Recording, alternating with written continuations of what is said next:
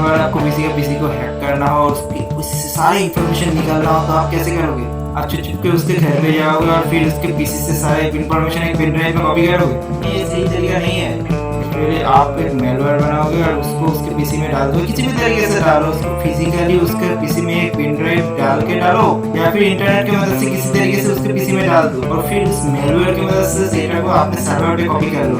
यही ज्यादा अच्छा तरीका है ना सेकंड वाला। अब ये हैकिंग कैसे करते हैं, क्या क्या उसका टाइप से अलग अलग टाइप का हैकिंग के बारे में वीडियो बना के डाल दूंगा और डिस्क्रिप्शन में लिंक भी डाल दूंगा ताकि उसको आप देख पाओ, लेकिन वो अभी इस वीडियो का टॉपिक नहीं है। अभी आप ये जान लो कि ये जो मेलवेयर आप बनाओगे ना एक प्रोग्रामिंग लैंग्वेज की मदद से बनता है। काफी सारे प्रोग्रामिंग लैंग्वेजेस होता है दुनिया में, लेकिन उसका मेनली दो टाइप होता है।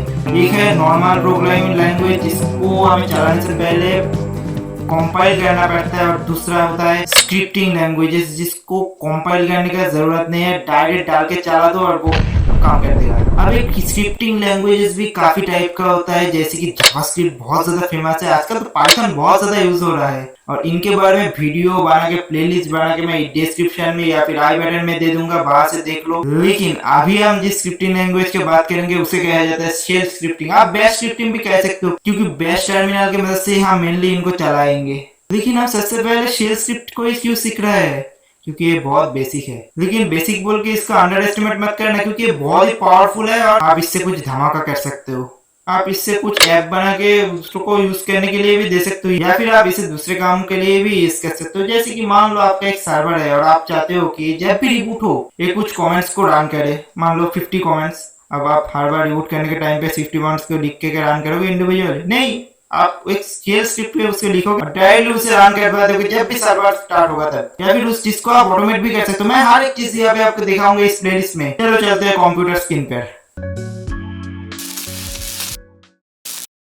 मान लो अगर मुझे नेटवर्क के बारे में जानकारी लेना है तो मैं क्या कमेंट लिखूंगा?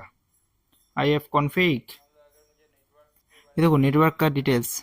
अगर मुझे इस टर्मिनल पे ऊपर कुछ भी लिखना हो तो मैं कैसे लिखूंगा? ये लिखना है मान लो। अब अगर मैं एंटर मारूंगा देखो कमेंट नॉट फाउंड, लेकिन इससे पहले अगर मैं इको दे दूंगा देखो टर्मिनल में यही चीज को प्रिंट करेगा। डन। अब इसी दोनों कमेंट को अगर एक साथ मुझे चलाना हो तो मैं कैसे चलाऊंगा? शेल स्क्रिप्ट की मदद से। देखो मैं एक फाइल बनाऊंगा मेरा होम डायरेक्टरी के अंदर, उसके लिए यूज करूंगा नैनो। फाइल का नेम शेल स्क्रिप्ट। ओके, अब इसमें पहले तो पहला कमेंट को लिखूंगा, next comment. Okay, control S से सेव, कंट्रोल एक्स से एग्जिट। अब देखो ये आ गया। अब इसको चलाने के लिए मुझे मेंशन करना पड़ेगा पहले कि मैं कौन सा शेल से इसे चलाना चाहता हूँ। ऑफ कोर्स मैं बैश शेल से इसे चलाना चाहूंगा तो लिखूंगा बैश और फिर फाइल का नाम, एंटर। देखो पहले नेटवर्क इन्फॉर्मेशन आया, उसके बाद जो मैंने लिखा था इको करके वो दे दिया। हम हमारा पहला शेल स्क्रिप्ट बना के उसे रन भी कर लिया। अब अगर आप चाहते हो कि ये ifconfig मतलब नेटवर्क इन्फॉर्मेशन के बाद थोड़ा सा डिले करे फिर दूसरा कमेंट को रन करवाए तो क्या करोगे? इसके बाद आओगे, फिर यहाँ पे डिले करने के लिए स्लीप, SLWP स्लीप। फिर कितना सेकंड्स का डिले? 2 सेकंड्स का। कंट्रोल एक्स से एग्जिट। ये पूछ रहा है कि क्या मैं इसको सेव करूँ बफर को? Please do that sir for us. इसके लिए वाई। ये बोल रहा है नाम तो ठीक है ना, या फिर चेंज करना चाहते हो? नहीं, नाम यही रहने दो, एंटर। अब देखो चलाता हूँ। पहला कमांड को रन किया, 2 सेकंड के लिए वेट किया, फिर दूसरा कमांड रन किया। इतना इजी है।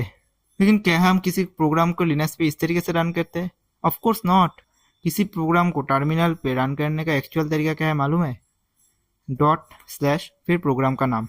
ये देखो अब एंटर मारूंगा तो मुझे एक एरर देगा, परमिशन डिनाइड। अब परमिशन क्या है? परमिशन बहुत बड़ा एक टॉपिक है, कैसे परमिशन देते हैं अलग अलग फाइल्स को, ये मैं एक अलग वीडियो को बना के यहाँ पे आई बटन में दे दूंगा, वहां से देख लेना। लेकिन मैं थोड़ा सा समझा देता हूँ। परमिशन एक्चुअली मैं अगर -l करूँ, यहाँ पे ये जो देख रहे हो ना पूरा, ये है एक्चुअली परमिशन। यहाँ पे जो भी डायरेक्टरीज है ना उसका शुरुआत होता है डी से, लेकिन देखो इस डायरेक्टरी के अंदर शेल स्क्रिप्ट एकमात्र फाइल है यहाँ पर, तो वो माइनस से शुरू हुआ, मतलब ये डायरेक्टरी नहीं है।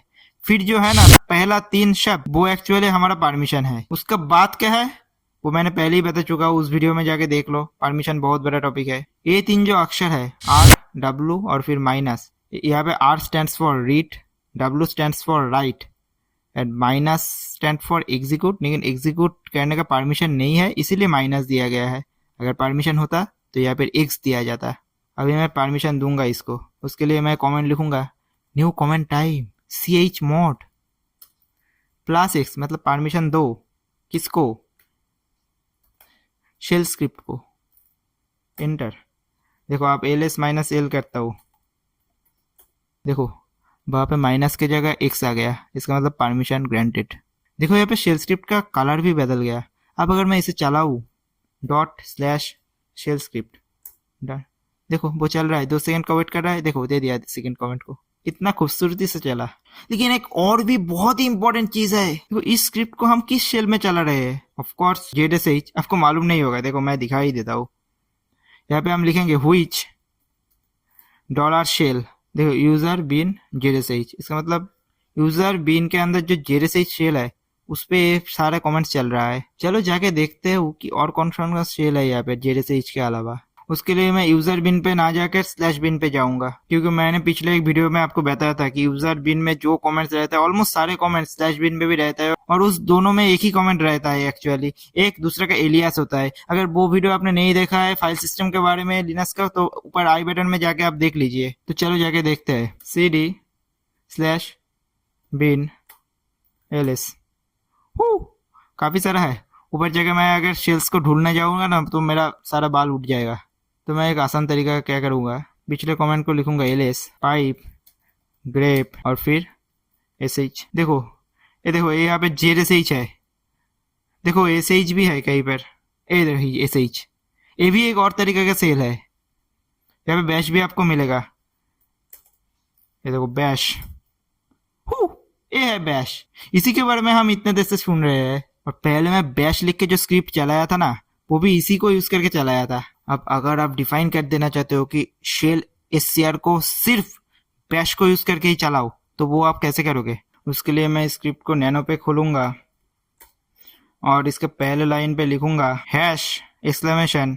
और फिर बैश का पाथ बिन बैश, Ctrl+X से एग्जिट, Y सेव, एंटर। अब देखो चलाऊंगा स्क्रिप्ट को। चलिए अभी कुछ दिखा नहीं रहा है, लेकिन अब जान लो कि ये बैश पे ही चला, इससे पहले ये ZSH पे चल रहा था। अब अगर मैं फिर से नैनो करके जाऊँ और यहाँ पे ऐसा कोई फाइल का नाम दे दूँ जो एक्चुअली एग्जिस्ट ही नहीं करता, तो आप देख पाओगे कि ये एरर देखा। Ctrl+X से exit, Y for save, enter. देखो बोल रहा है कि बैड इंटरप्रेटर, ये तो कोई फाइल या डायरेक्टरी है ही नहीं, मैं ढूंढ ही नहीं पा रहा हूँ, क्योंकि है ही नहीं ना, वो हमने लोकेशन गलत दे दिया। तो इस वीडियो में हमने एक शेल स्क्रिप्ट क्या है जाना, कैसे लिखते हैं, हमने एक शेल स्क्रिप्ट को लिखा, फिर उसको चलाया, उसको परमिशन दिया, काफ़ी सारी चीज़ें किया, लेकिन और भी काफ़ी सारी चीज़ें हैं जो आपको सीखना है। तो डिस्क्रिप्शन में लिंक दिया गया है प्लेलिस्ट को, मैं चाहूँगा कि आप पूरा प्लेलिस्ट को देखिए। वीडियो अच्छा लगा है तो वीडियो को लाइक कीजिए, शेयर कीजिए, सब्सक्राइब कीजिए चैनल को। ऐसे वीडियो और भी देखने के लिए चलो मिलते हैं नेक्स्ट वीडियो पे।